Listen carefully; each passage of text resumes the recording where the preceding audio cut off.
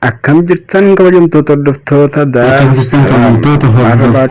chaanal Daarusalaam jirra. Sumshiddiin Naanjaanii oolmaa bultiin keessan nagayaa ta'uu arraan kana isiniin bu'aas jedhiitiin qissaa waan immoo baacoo gabaabduu takka qabaddee isinii dhufee chaanala kiyya kana dhaggeeffadhaa.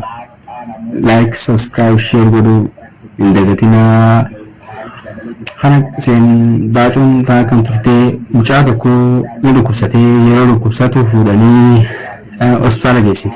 Yeroo hospitaala geessine mucaan kun maal ta'e seetanii ogummaa hospitaala geessine mucaan dhukkuba sukkuraatii qabee dhukkuba sukkuraa yeroo qabu haati dhufte fiigaa bararaa dhufte.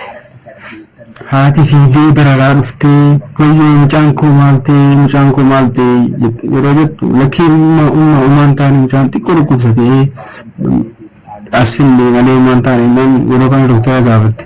Yaa doktara mucaan koo maal ta'e jenna lakkii uumaan taane dhibee sukkaraatu qabee jenna. Akkasii doktara dhibee sukkara taatu nyaatu waan gaarii qabaa wayii mee zeetaatu qaalee jedhani zeeta keessa laalaa jettee